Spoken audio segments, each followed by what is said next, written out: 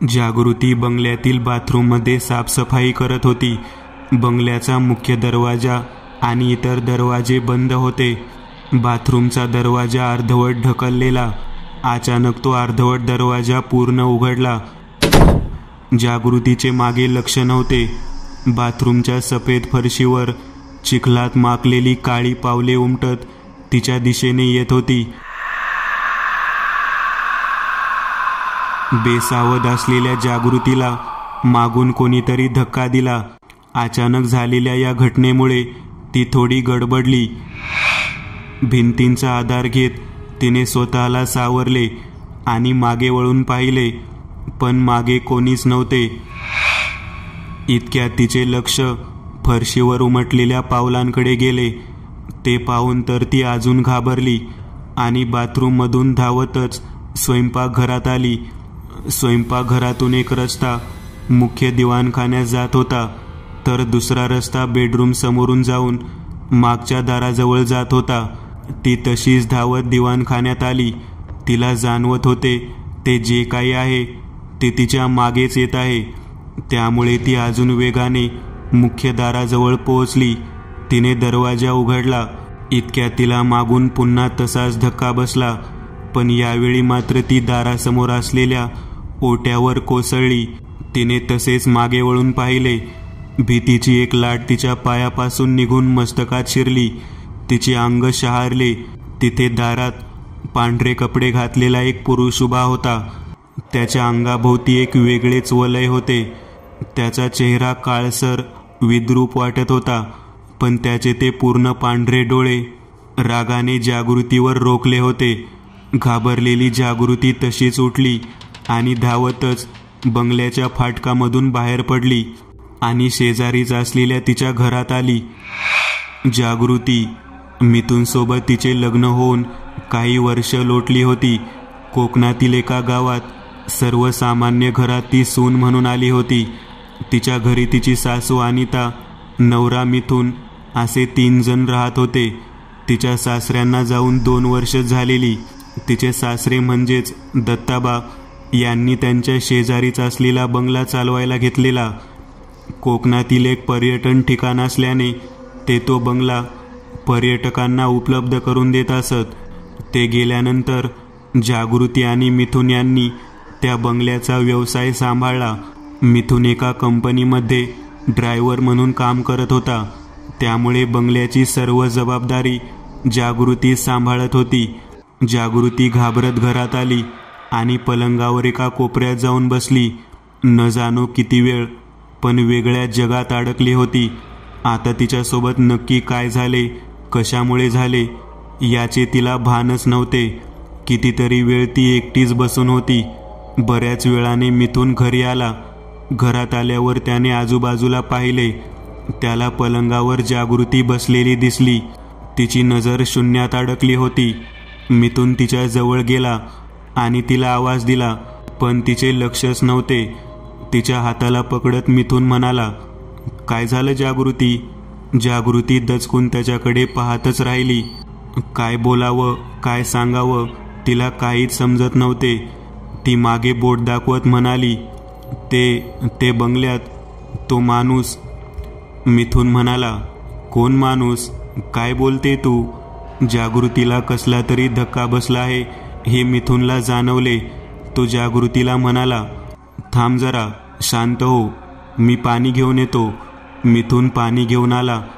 त्याने पाण्याचा ग्लास जागृतीच्या हातात दिला. जागृतीने तो ग्लास हातात घेतला. तोच तिला त्या ग्लासात असलेल्या पाण्यात तोच पांढरे कपडे घातलेला पुरुष दिसला. तिच्याकडे पाहत तो बीभत्स हसत होता. जागृतीने घाबरून तो ग्लासच फेकून दिला आणि ओरडू लागली, त्या ग्लासात आहे तो. मिथुन म्हणाला, तुला वेड लागले का? काही पण काय बोलत आहेस? जागृती त्याच्या कोणत्याही प्रश्नाचे उत्तर देण्याच्या मनस्थितीत नव्हती. ती एकटक त्या ग्लासातील पाण्याकडेच पाहत होती. बऱ्याच वेळाने जागृती उठली आणि स्वयंपाकघरात गेली. तिच्या सासू अनिता त्यांच्या मुलीकडे गेल्या असल्याने तिलाच स्वयंपाक करावा लागणार होता. मिथुन काही सामान आणायला बाहेर गेला होता. जागृती स्वयंपाकघरात भांडी घासत होती. भांडी घासायच्या सिंक खालून पाण्याची नळी जात होती आणि तिथे एक छोटे कपाट केलेले. बराच वेळ झाला पण सिंकमधून पाणी खाली जातच नव्हते. जणू काही पाण्याला काहीतरी अडथळा येत होता. नळीमध्ये काही झाले आहे का हे पाहण्यासाठी जागृतीने दरवाजा उघडला. समोरील दृश्य पाहून ती भेदरली. तिथे खाली तोच माणूस 2 पायांवर बसला होता. त्याच्या पूर्ण अंगावर पांढरे कपडे होते. त्याचा चेहरा मात्र काळवंडलेला. जागृतीची नजर त्याच्या चेहऱ्यावर पडली. त्याचे डोळे निर्विकार होते. हा सगळा प्रकार इतक्या झटपट घडला की जागृतीला सावरायला वेळच मिळाला नाही. ती त्या धक्क्याने जमिनीवर कोसळली. तो हळूहळू त्या कपाटातून गुडघ्यावर रांगत बाहेर येऊ लागला. जागृती उठून पळायचा प्रयत्न करू लागली पण खाली असलेल्या पाण्यावर पाय पडल्याने ती पुन्हा घसरून पडली. हळूहळू तो पुरुष तिच्या जवळ येऊ लागला. जागृती चेहऱ्यावर हात ठेवून ओरडत होती. इतक्यात मिथून स्वयंपाकघरात आला. त्याला तिथे फक्त जागृती जमिनीवर पडलेली दिसली. तो म्हणाला, काय झालं जागृती, तू अशी का पडलेली आहेस? जागृतीने चेहऱ्यावरील हात काढले. ती कावरी बावरी होऊन इकडे तिकडे पाहू लागली. कशी बशी उठून बसत ती म्हणाली, तो माणूस आता इथे आला होता. मिथून वैतागून म्हणाला, कोण माणूस, कुठे आहे, दाखव मला. जागृती निरुत्तर झालेली. ती उठायचा प्रयत्न करू लागली पण कमरेला मार लागलेला. त्यामुळे तिला नीट उठता येत नव्हते. मिथूनने तिला धरून उठवले आणि पलंगावर बसवले. तिची कंबर खूपच दुखत होती. मिथून म्हणाला, आता तू काही काम नको करू, आराम कर. मी बाहेरून काहीतरी घेऊन येतो खायला. मिथून घरातून बाहेर पडला. तो थेट डॉक्टरांकडे गेला. ते डॉक्टर त्याच्या नेहमीच्या परिचयाचे होते. मिथूनला जागृतीच्या वागण्यात खूपच वेगळेपणा जाणवत होता.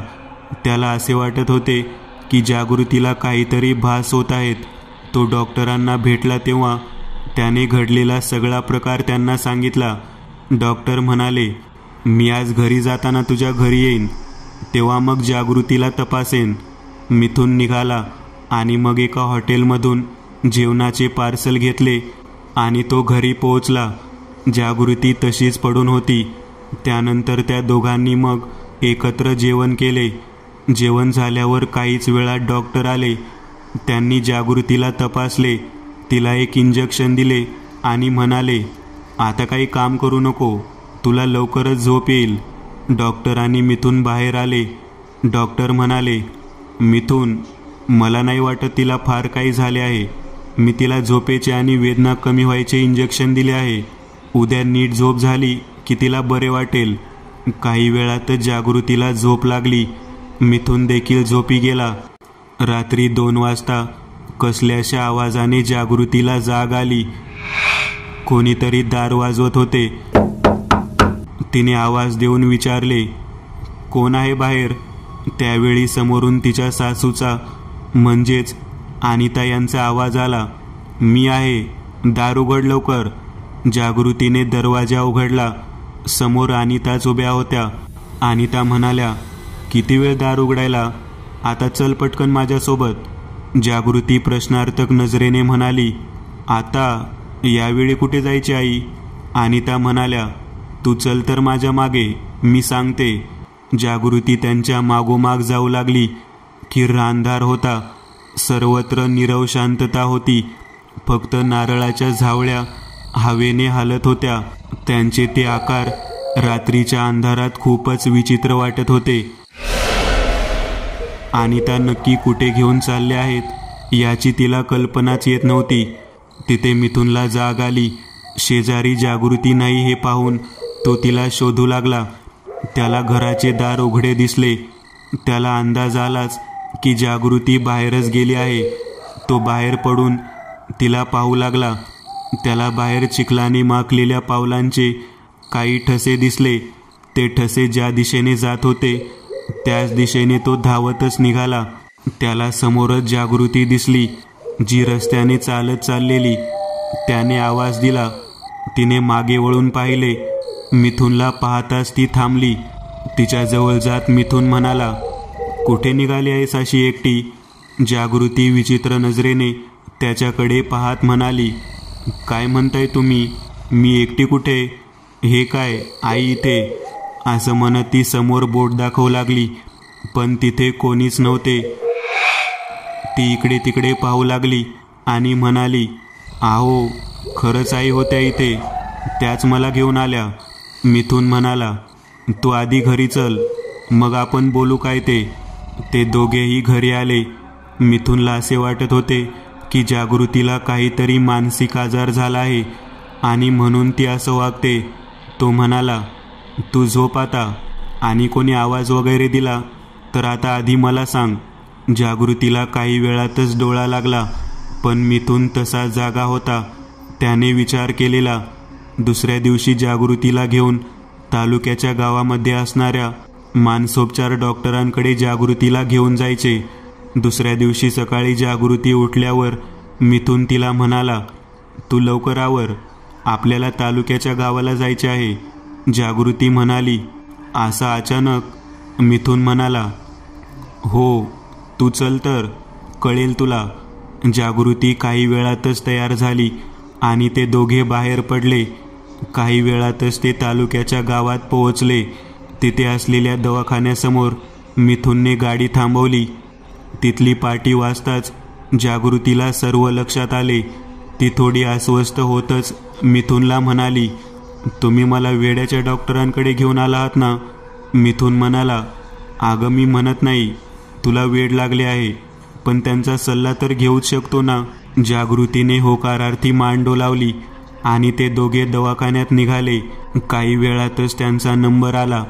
ते दोघे आत गेले. तिथे डॉक्टर देशमुख बसलेले. मिथुनने घडलेला सगळा प्रकार त्यांना समजावला. सर्व प्रकार नीट ऐकून घेऊन डॉक्टर त्यांच्या खुर्चीमधून उठले आणि जागृती समोर आले.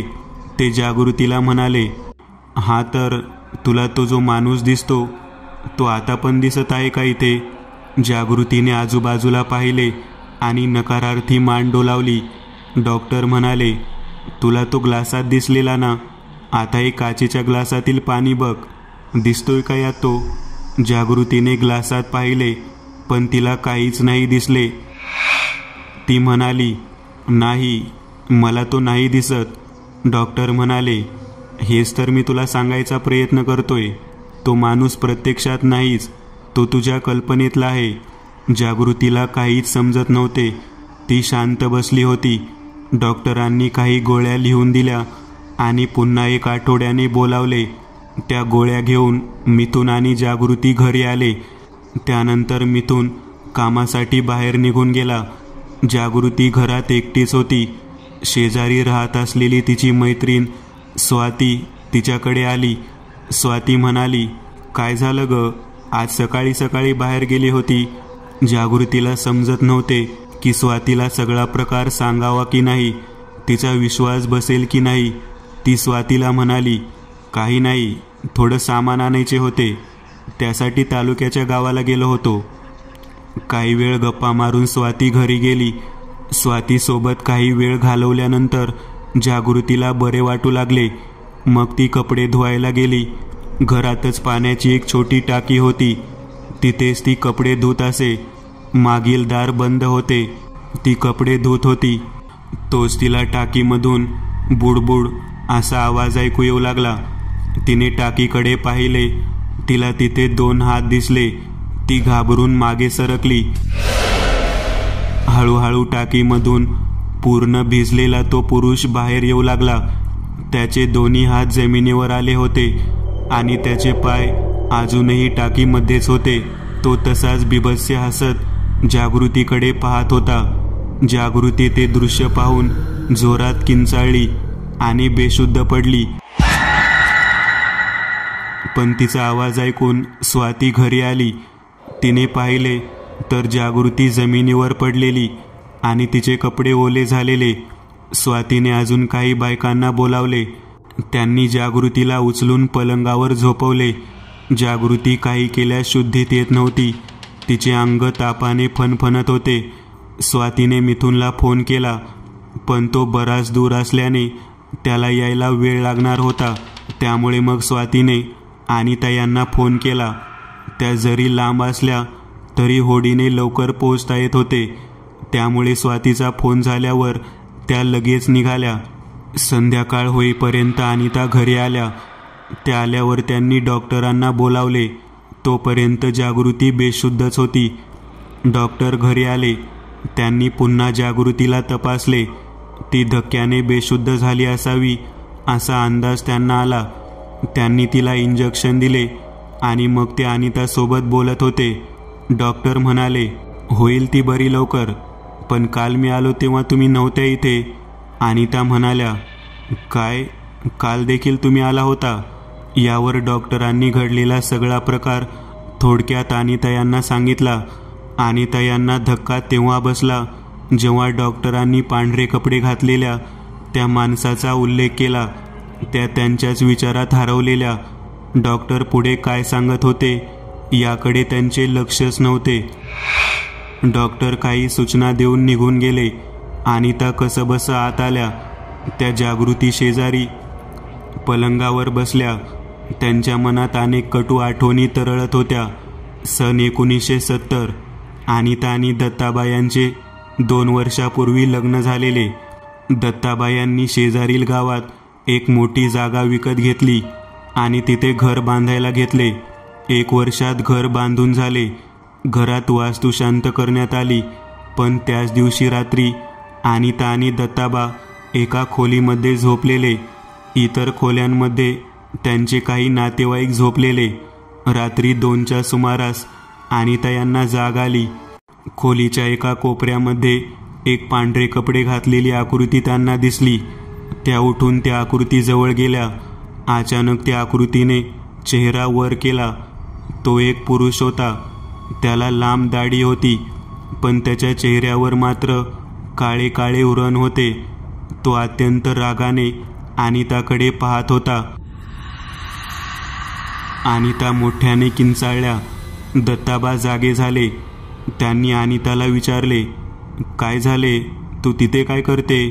अनिता समोर बोट दाखवत म्हणाल्या, हे इथे पहा ना. दत्ताबांना काहीच दिसले नाही. ते म्हणाले, काय आहे तिथे? मला तर नाही दिसत. अनिता दत्ताबाजवळ आल्या. त्यांनी घडलेला सगळा प्रकार त्यांना सांगितला. दत्ताबांचा अनितावर विश्वास होता. ती रात्र कशीबशी निघून गेली. दुसऱ्या दिवशी उत्तर पूजा पार पडली. त्या रात्री देखील अनिता यांना असाच त्रास झाला. आता मात्र दत्ताबा शांत बसणार नव्हते. दुसऱ्या दिवशी सकाळीच त्यांनी त्यांच्या गावातील भक्ताला बोलावले. भगत दुपारी आला.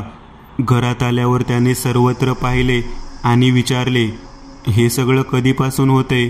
दत्ताबा म्हणाले, परवा रात्रीपासून. भगत म्हणाला, पण वास्तुशांती आधी देखील तुम्ही काही दिवस या घरात राहिला आहात ना? यावर दत्ताबा यांनी होकारार्थी मान डोलावली. भगत म्हणाला, म्हणजे तुम्हाला हा त्रास परवापासूनच सुरू झाला आहे? याचा अर्थ असा की पूजेमध्ये काहीतरी वेगळं घडलं आहे. दत्ताबा म्हणाले, आम्हाला तर कल्पना पण नाही, कारण जशी वास्तू शांत करतात तशीच केली आहे. भगत अनिता यांना म्हणाला, त्या पुरुषाचे नीट वर्णन सांगा मला. अनिता यांनी त्या पुरुषाचे इत्थंभूत वर्णन सांगितले. ते ऐकून भगत थोडा चिंतातूर झाला. तो विचार करत म्हणाला, घरात गोमूत्र शिंपडले आहे. दत्ताबा म्हणाले, हो, वास्तुशांतीला शिंपडतातच ना. भगत म्हणाला, म्हणजे माझा अंदाज खरा ठरला. तो पीर आहे. अनिता म्हणाल्या, पीर आणि इथे? भगत म्हणाला, जे कोणी मुस्लिम संत होते त्यांना ज्या ठिकाणी पुरले जाई तिथे पीराचे स्थान निर्माण व्हायचे. कालांतराने तिथे ठेवलेले दगड वगैरे निघून जात असतील आणि ती पूर्ण कबर जमिनीखाली जात असेल. इथे पण तेच घडले आहे. या जागेत पीराचे स्थान आहे आणि महत्त्वाचे म्हणजे गोमूत्र त्यांना निषिद्ध असते आणि त्याचमुळे तो पीर क्रोधित झाला. इतर वेळी ते कोणाला त्रास देत नाहीत, किंबहुना मदतच करतात. दत्ताबा म्हणाले, पण आता यावर काय उपाय? आम्ही हे घर सोडून जाऊ शकत नाही, कारण मी माझा सगळा पैसा यात अडकवला आहे. भगत म्हणाला, यावर उपाय म्हणजे त्या पीराची माफी मागा आणि त्याला त्याचा मान द्या आणि या घरात परत गोमूत्र आणू नका. अनिता आणि दत्ताबाई यांनी तेच केले. त्या पीराची माफी मागितली आणि मग त्यांना परत तो त्रास झाला नाही. सन 1999 अनिता यांची लहान मुलगी सुजाता बाळांपणाला माहेरी आलेली. तिने एका मुलीला जन्म दिला. त्या मुलीचे बारसे देखील तिथेच करण्यात आले. पण अनिता यांचे लक्ष नसताना एका बाईने घरात गोमूत्र शिंपडले. त्याच रात्री सुजाता ओरडत उठली. तिच्या शेजारी झोपलेल्या अनिता यांना देखील जाग आली. त्या म्हणाल्या, काय झालं सुजाता? सुजाता समोर बोट करत म्हणाली, आई तिथे ते बघा ना, कपाटावर तो माणूस कसा बसला आहे आणि माझ्याकडे रागाने पाहतो आहे. यावेळी अनिता यांना काहीच दिसले नाही, पण काय आहे ते त्यांना समजले. त्यांनी दत्ताबांना उठवले. त्या दोघांनी मिळून पीराची माफी मागितली आणि त्याचा मान दिला. त्यानंतर घरात तसा त्रास परत झाला नाही. आता अनिता जुन्या आठवणीमधून भानावर आल्या. त्यांनी तडक पीराची माफी मागितली आणि त्याचा मान त्याला दिला. त्यांना वाटले जागृतीने नकळत गोमूत्र शिंपडले असेल आणि त्यामुळे हे सगळं घडलं असेल. पण आता सगळं काही नीट होईल अशी त्यांना अपेक्षा होती. काही वेळातच मिथुन देखील घरी आला आणि त्याने त्याला सगळं सांगितले, जे त्याला याआधी कधीच सांगितले नव्हते. रात्र झालेली. जागृतीला हळूहळू शुद्ध आली. तिने आजूबाजूला पाहिले. तिच्या शेजारी मिथुन बसलेला. पायाजवळ अनिता होत्या. ती कशीबशी उठली. अनिता म्हणाल्या, आली शुद्धीवर, आता काळजी नको करू, काही नाही होणार तुला. जागृती पूर्ण शुद्धीत आल्यावर तिने थोडे खाल्ले आणि मग ती अनितासोबत बोलत बसली. अनिता यांनी तिला त्यावेळीच घडलेला पूर्ण वृत्तांत सांगितला. आता जागृतीची भीती जरा कमी झालेली. ती उठून बाथरूममध्ये गेली. ती बाहेर येतच होती. तोच त्या छोट्या पाण्याच्या टाकीमधून अचानक 2 हात बाहेर आले आणि त्यांनी जागृतीला पाण्यात ओढले. ती तडफडू लागली. पाण्यात असल्याने तिला ओरडता येत नव्हते. तिने जोरजोरात हातपाय हलवायला सुरुवात केली. शेजारील फळीवरील एका ग्लासाला तिचा धक्का लागला आणि तो ग्लास पडला. आवाज ऐकून अनिता आत आल्या तर त्यांना जागृती अर्धवट पाण्यात बुडालेली दिसली. त्यांनी मिथुनला आवाज दिला. अनिता आणि मिथुन यांनी तिला बाहेर काढले. ती पुन्हा बेशुद्ध झालेली. मिथुनने पुन्हा डॉक्टरांना बोलावले. 2 दिवसात तिसऱ्यांदा डॉक्टर त्यांच्या घरी आलेले. जागृतीला पाण्याने काही इजा तर झाली नाही. डॉक्टरांनी असा निर्वाळा दिला आणि ते म्हणाले, ती घाबरून बेशुद्ध झाली आहे. आजची रात्र काळजी घ्या. तिला एकटीला कुठे जाऊ देऊ नका. डॉक्टर गेल्यानंतर अनिता यांनी दार बंद केले आणि म्हणाल्या, हा काहीतरी वेगळा प्रकार आहे मिथुन. पीराने असा त्रास कधी दिला नाही. तितक्यात मिथुनचे लक्ष जागृतीच्या पायांकडे गेले. तिच्या पायाची नखे काळी पडलेली. त्याने हीच बाब अनिता यांच्या निदर्शनास आणून दिली. अनिता यांना धक्काच बसला.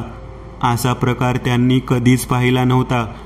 त्यांना जाणवले की हा काहीतरी वेगळा आणि भयानक प्रकार आहे. त्याचवेळी त्यांनी हे सांगायला त्यांच्या मोठ्या मुलीला योजनाला फोन केला, जी पुण्यात राहत होती. योजना म्हणाली, असला प्रकार तर मी पण ऐकला नाही, पण आमच्या ओळखीचे गृहस्थ आहेत जे यात मदत करतील. मी त्यांना फोन करून पाहते.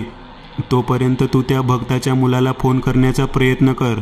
अनिता यांनी त्या भगतच्या मुलाला म्हणजेच संतोषला फोन केला. त्याच्या वडिलांचा भगतचा वारसा त्याच्याकडे आला होता. त्या संतोषने परिस्थितीचे गांभीर्य ओळखले आणि तो रात्री 12च्या दरम्यान तिथे पोहोचला.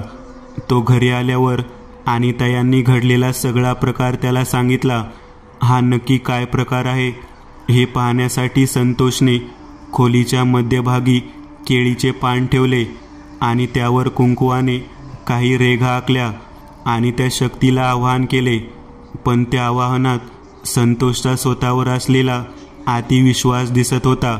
बराच वेळ संतोष काहीतरी मंत्र पुटपुटत होता. त्याचे विधी चालू होते. रात्रीचे 3 वाजले आणि अचानक त्याच्या समोर असलेल्या केळीच्या पानावरील कुंकू वाहून गेले. त्याला काहीच समजले नाही. अचानक पाणी आले कुठून आणि पुढच्या क्षणी संतोषला कोणीतरी हवेत उचलले. नाकातोंडात पाणी जावे तसा संतोष तडफडत होता. त्याच्या खिशातली तुळशी माळ त्याने बाहेर काढली आणि कसबस त्याची सुटका झाली. तो तसाच पळत घराबाहेर गेला आणि अंधारात गडप झाला. इथे अनिता आणि मिथुन काळजीत पडले. त्यांच्या समोर असा भयानक प्रकार घडला होता की काय बोलावं आणि काय करावं हेच त्यांना कळत नव्हते. इतक्यात अनिताचा फोन वाजला. स्क्रीनवर नंबर दिसत होता. त्यांनी फोन घेतला. समोरून आवाज आला, मी एकदंत बोलतोय. योजनाने तुमचा नंबर दिला होता. मी या फाट्यावरील गणपती मंदिराजवळ आहे. तिथून घरी यायचा पत्ता विचारायला फोन केला होता. अनिता यांनी घरी कसे यायचे याच्या सर्व खुणा एकदंत यांना सांगितल्या. अनिता एकदंत यांची वाट पाहत बाहेरच उभ्या होत्या आणि त्यांच्या घरासमोर एक गाडी थांबली. त्याच्या एका बाजूने एकदंत उतरले. यावेळी त्यांचा पेहराव वेगळाच होता. पायात कोल्हापुरी चप्पल, निळी जीन्स, त्यावर पिवळा कुर्ता, गळ्यात रुद्राक्ष, कानात भिगबाळी आणि चेहऱ्यावर एक तेजस्वी हास्य. एकदंत यांना पाहूनच अनिता यांना हायसे वाटले. दुसऱ्या बाजूने केशव देखील उतरला. केशव हा एकदंत यांची सावलीच होता. जिथे एकदंत तिथे केशव. एकदंत घरात आले.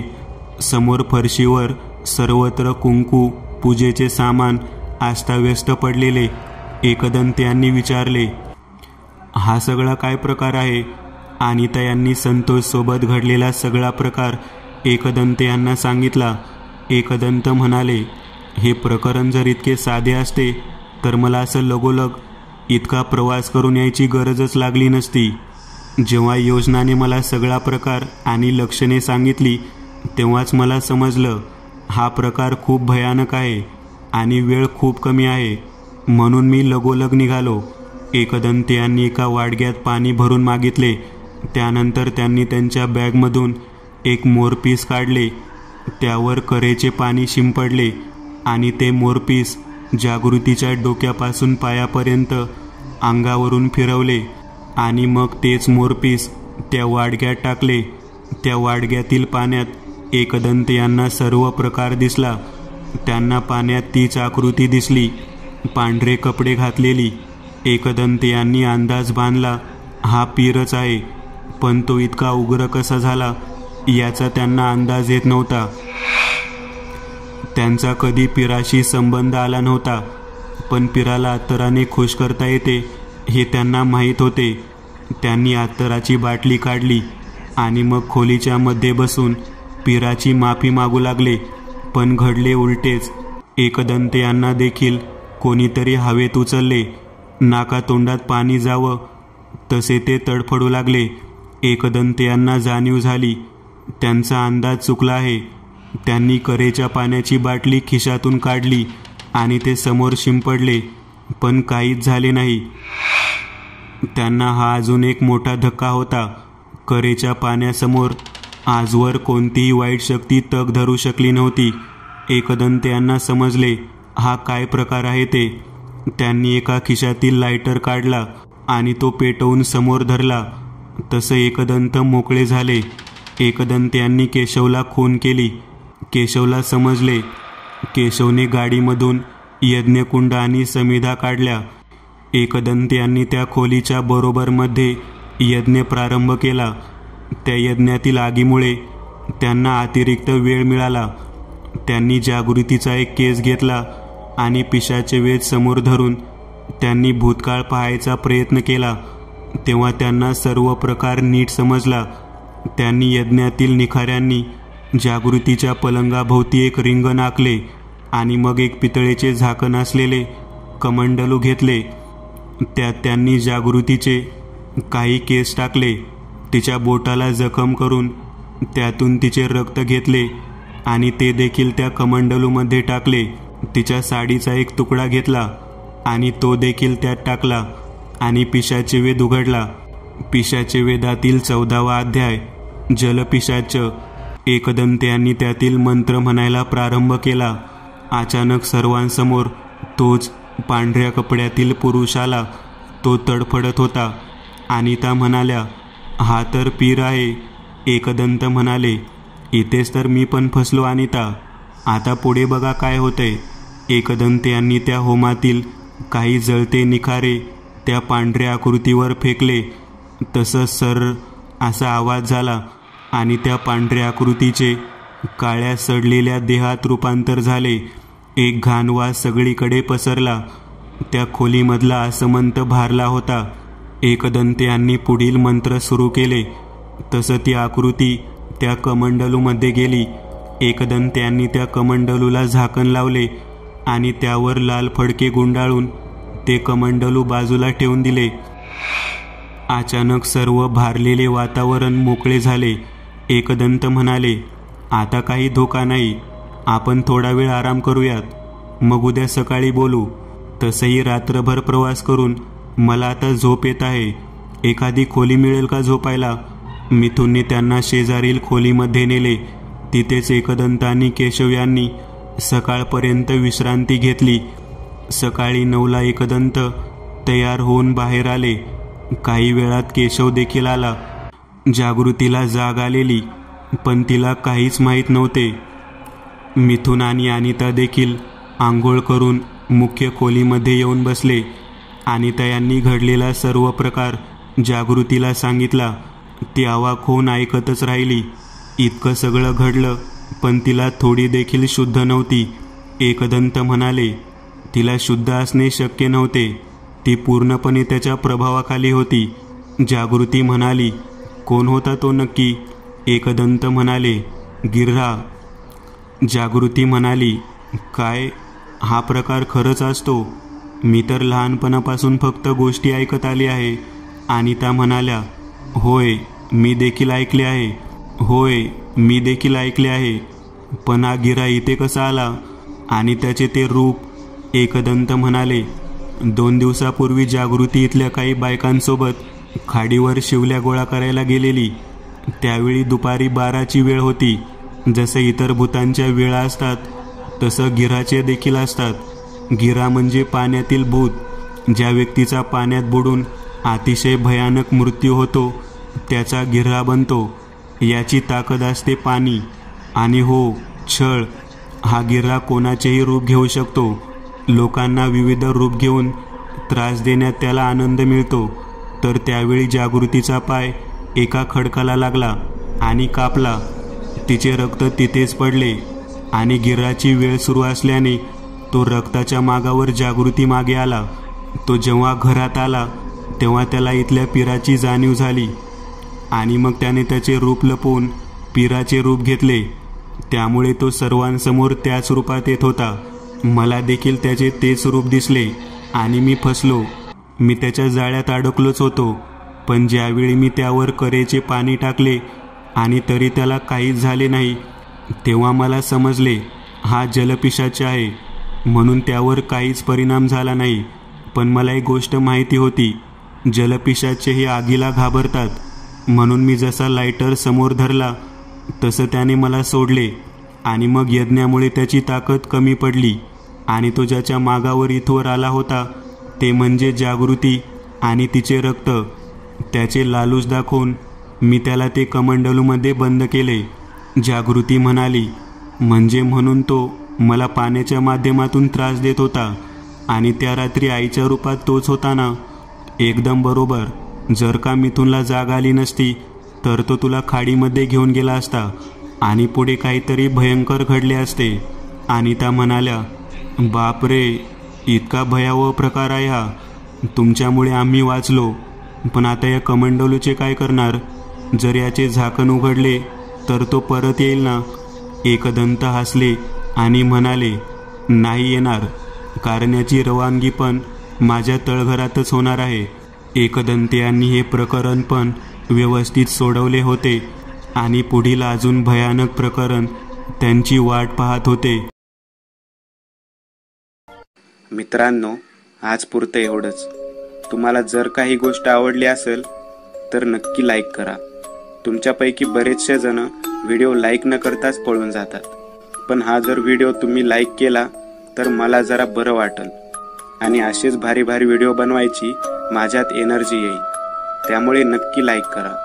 आणि अजूनही कोणी या चॅनलला सबस्क्राईब केलेलं नसाल तर लगेच सबस्क्राईब करून टाका. आणि बाजूची घंटी ती मात्र दाबायला विसरू नका. देवाची घंटी आहे ती. चला तर मग पुन्हा भेटूया अशीच एक आगळी वेगळी गोष्ट घेऊन पुढच्या